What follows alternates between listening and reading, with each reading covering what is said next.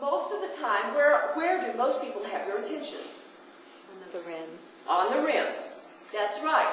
Now, from the rim, can you see the rest of the wheel? Especially not if you're facing the pavement. No, you can't. From what point can you see most of the wheel, most fully, most completely? From up. That's right. And that's why we need to be able to create greater understanding about what it feels like to be in the heart. The heart is one of these greater than definition places. You can't really limit it to a definition. You can't really give it a roadmap. It belongs in a dimension of its own, and yet it's very, very real, it's very powerful, and it's central to our being.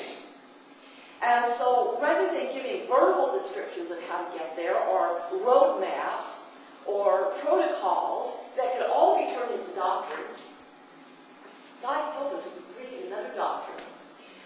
We don't need any more doctrines. We need more understanding. We need more compassion. We need more truth. We need more love in the world. And so I don't want to define that parameter too explicitly, except to give you examples of what it feels like to be there. When we were practicing this healing modality, we were in the Sacred Heart. That's what it feels like. Some people ask, well, what does enlightenment feel like? Well, enlightenment feels like getting rid of all the dark shadows and illusions so that you really wake up. That's all enlightenment is. Enlightenment is not actually the end of the game. It's really the beginning. I think that we have actually added a great deal more meaning on it as if it was the end of all. Enlightenment is actually where you start. It's like an initiation. You wake up. You look around and you're willing to let the shadows break up and fall apart. You're willing to let limited structures not be so important anymore. You're willing to see beyond limiting definitions, limiting doctrines. You're willing to look for bigger answers in bigger places. It's a beginning that leads to self-actualization. Some people call it ascension. And it could be either or both. I look at ascension as discovering that there are other dimensions to be in. That we don't just have to have a fixed reality in this one. That we can be in, we literally can know that in our Father's house are many mansions. And we are welcome to visit them.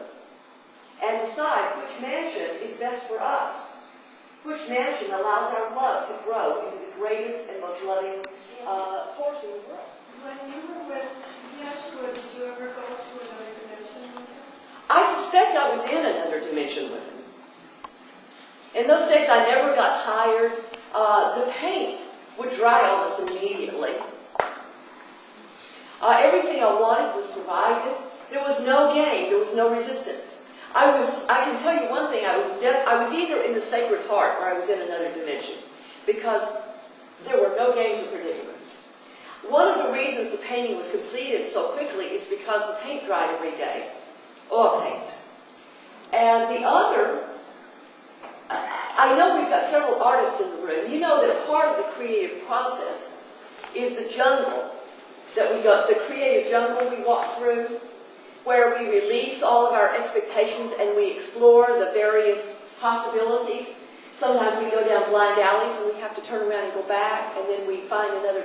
But that's all part of the discovery of paint, whether it's poetry or painting. As part of the discovery and creative process is that we have these little creative jungles we go into.